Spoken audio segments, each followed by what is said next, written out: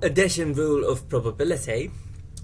Suppose you have two events, A and B, and you like to find the probability A or B. The probability of A or B is denoted by probability of A union B. So or means union.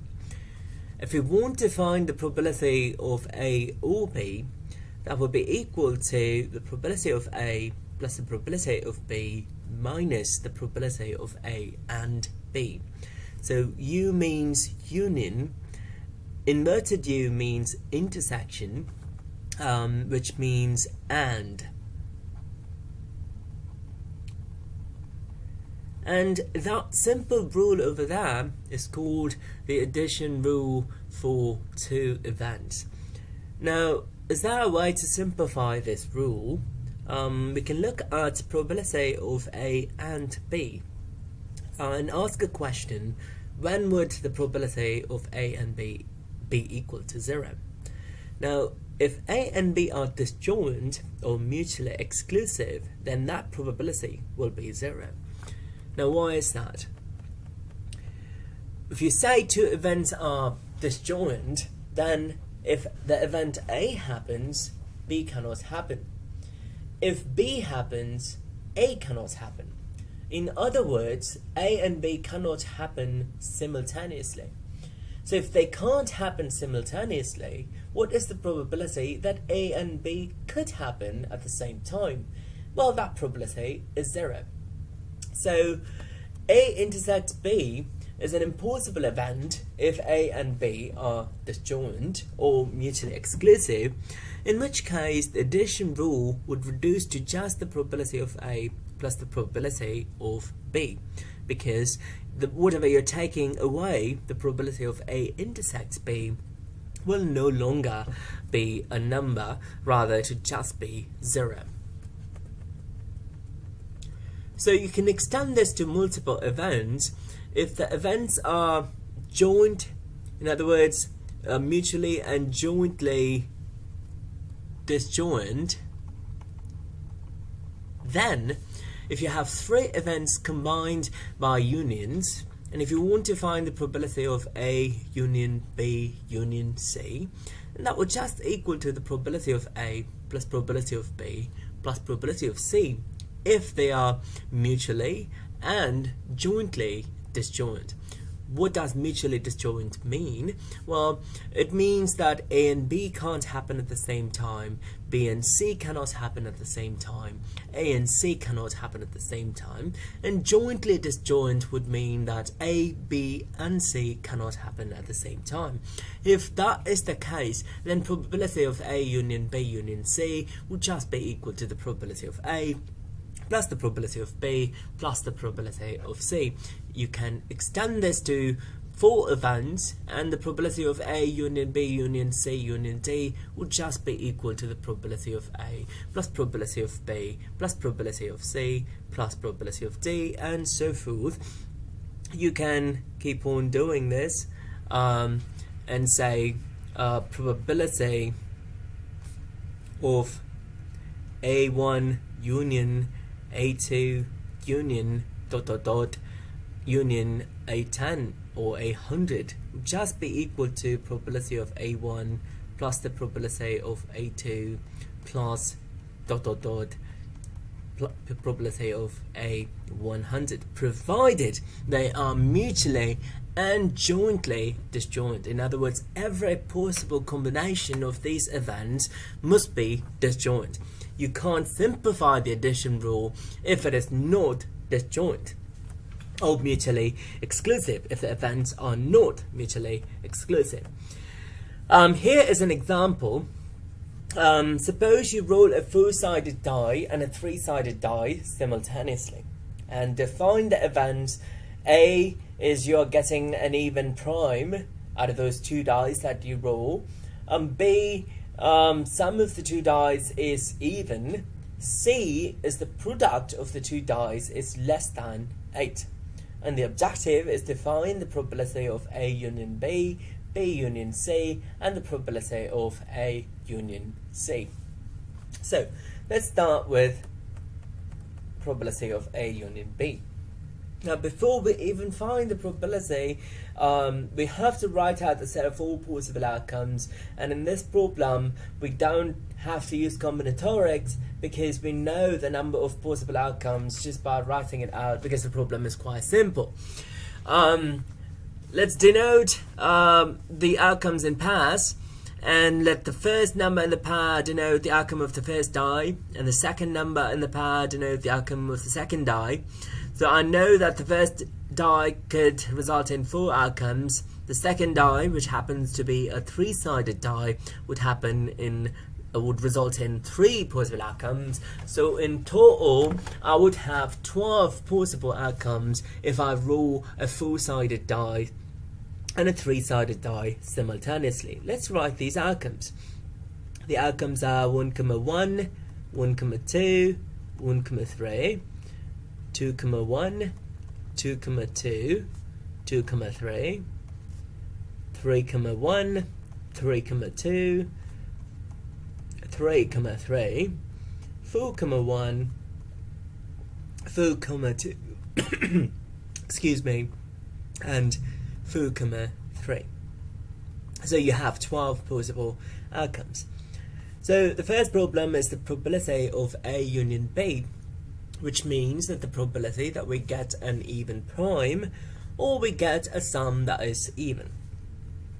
And I know that that formula that probability can be found by using the addition rule, because we have or A union B, A or B, and the rule is probability of A plus the probability of B minus the probability of A intersect B. Now first let's find the probability of A. So I have 12 possible outcomes, so probability of finding A would involve a ratio, the number of outcomes that favour A divided by the total number of possible outcomes, which is 12. And if you have any questions on how to find the probability, I recommend that you watch the video on probability. It's already posted. So first, let's determine the outcomes out of these 12 where I see an even prime. Well, I see an even prime over there, so I'd mark an A. I see an even prime there, another even prime, even prime, even prime, and even prime. So in total, I see 6 places where event A has occurred, or possible, or likely to occur. So the probability of A is 6 out of 12, which is 1/2. The probability of B is that we get a sum that is even. So let's add 1 plus 1. The sum of the 2 dice is even, so B will happen there if that's the outcome. B cannot be a possibility there because 1 plus 2 is odd, not even. So we move on to the next one.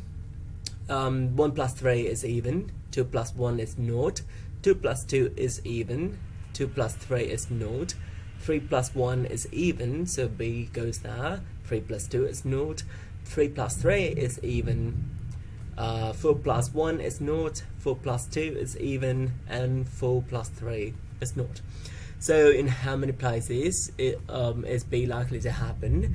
Well, out of 12 possible outcomes, we have 1, 2, 3, 4, 5, 6. 6 again. So 6 out of 12, which is 1/2. We want to know places where they can happen at the same time. Could A and B occur at the same time? We go back and look at what we wrote, and we can immediately recognize that A and B can happen at the same time twice.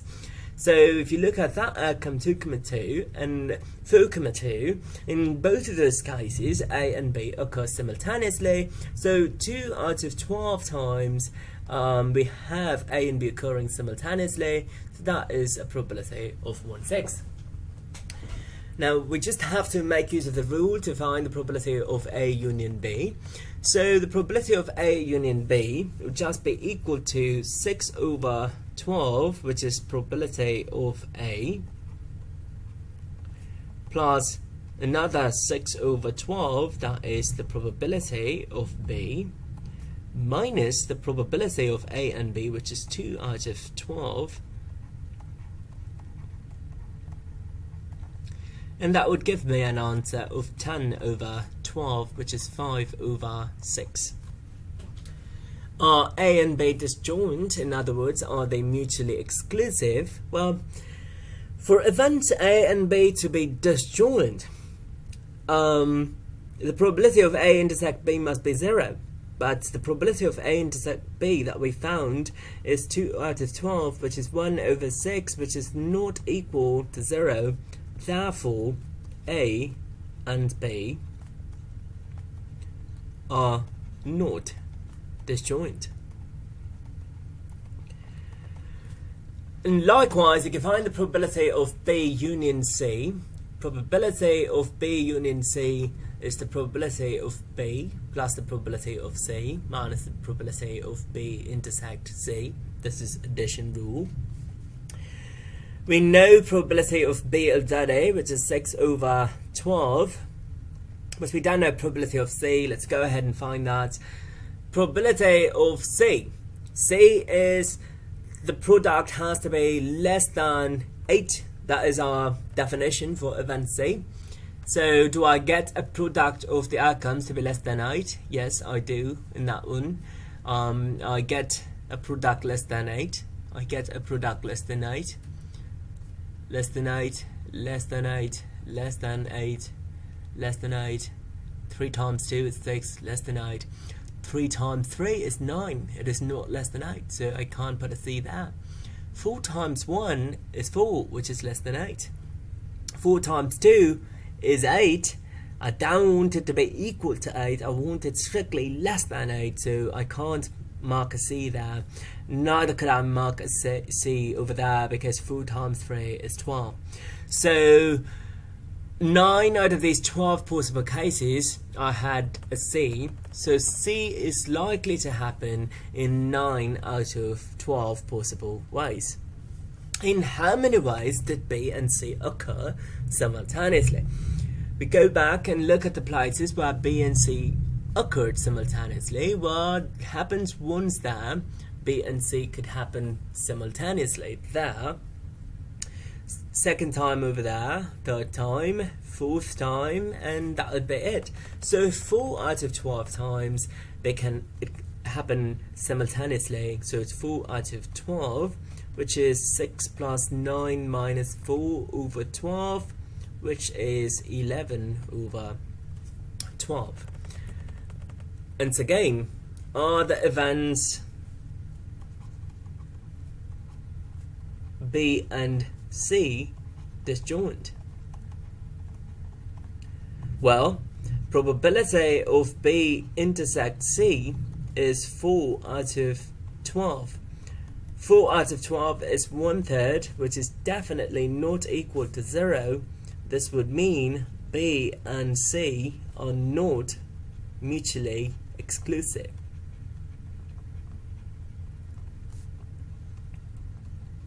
Mutually exclusive also means disjoint. They are one and the same. They can't happen at the same time, so they're not disjoint. Excuse me, they can happen at the same time, therefore they are not disjoint. Moving on, we still have to find probability of A intersect C.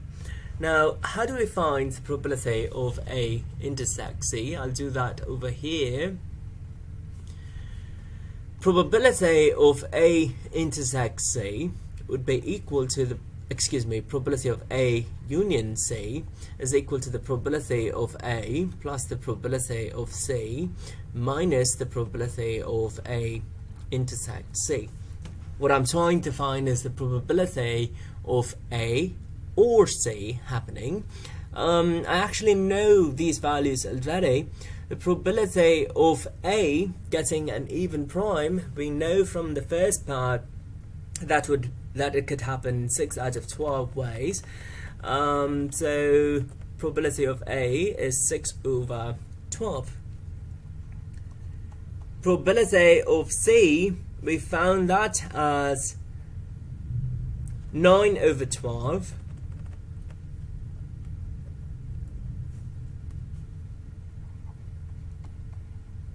And we'd like to find the places where A and C could happen simultaneously, and we go back to our sample space and we will see that A and C occur simultaneously once, twice, thrice, four times, and then fifth time over there. So 5 out of 12 times it could happen simultaneously. So probability of A intersects C is 5 over 12. And if you combine them all together, you would get 6 plus 9 minus 5 over 12. You will get 10 over 12, which is nothing but 5 over 6. That is easy if you can write the outcomes out, and you can see that clearly from the chart that we wrote. 5 out of those 12 times I can see A and C occurring simultaneously. So the probability of A intersects C is 5 out of 12. Now, are A and C disjoint? Well,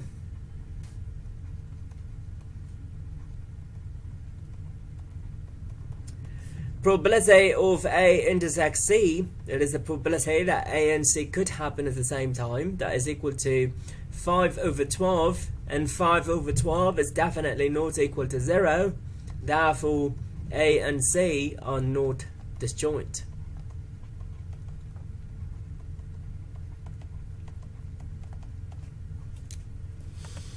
Now, where does this word disjoint come from? It actually comes from set theory.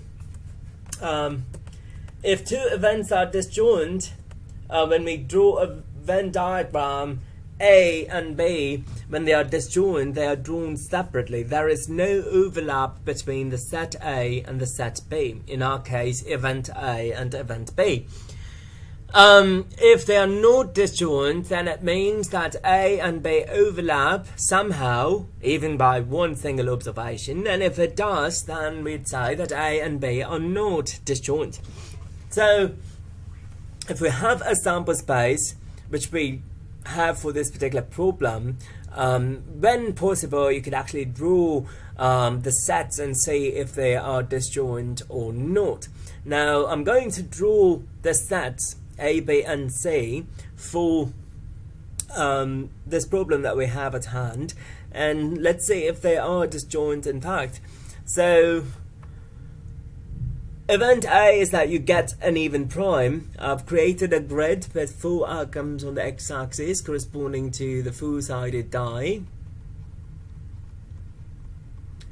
3 outcomes on the y-axis that would correspond to the 3-sided die, and I would like to find places where the sets fall. So let's see. I'm going to draw a line. Let's draw a line there because I see, excuse me, not there, right there, because 1, 2, right there. So 4-sided die would result in a 1 and the 3-sided die would result in a 2. And the second location is 2, 1, so 2, 1, so that outcome is a part of my set A. 2, 2 is part of my set A. 2, 3 is a part of my set A. 3, 2 is also a part of my set A. So I'm going to just connect these dots.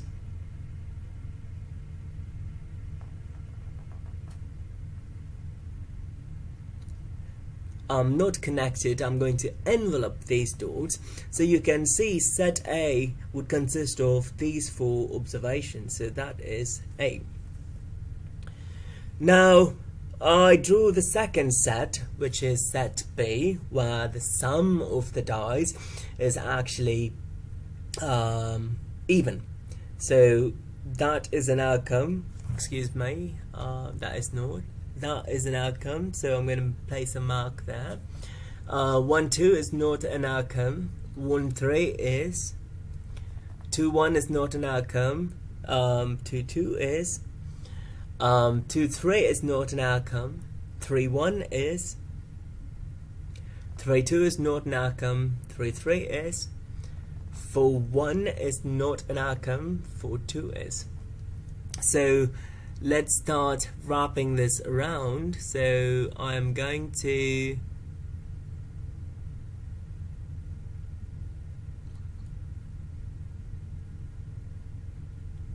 that is B, so let's put a B there, and you can see 2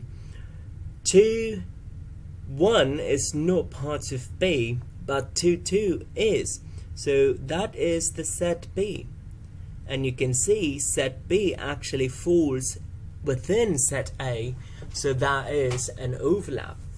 And if you extend this, you would say that 2 3 is not a part of B, 3 1 is, so that is set B, and 3 3 is, and so is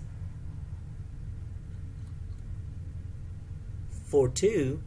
So all of that is set B. So clearly set A and set B are not disjoint, because set B is actually a part of set A. And lastly, we could draw set C in a similar way, where we have to have the product of the two outcomes to be less than 8. And I know that most of them are, except the last 3, which would be over here. 4 2, 4 2, 4 3, and 3 3 cannot be part of set C, but the rest are. So let me draw a dotted line representing set C. 3 3 is not a part of set C, so I'm going to exclude that. 4 3 is not a part of set C, I'm going to exclude that. 4 1 is a part of set C, so let me wrap it around.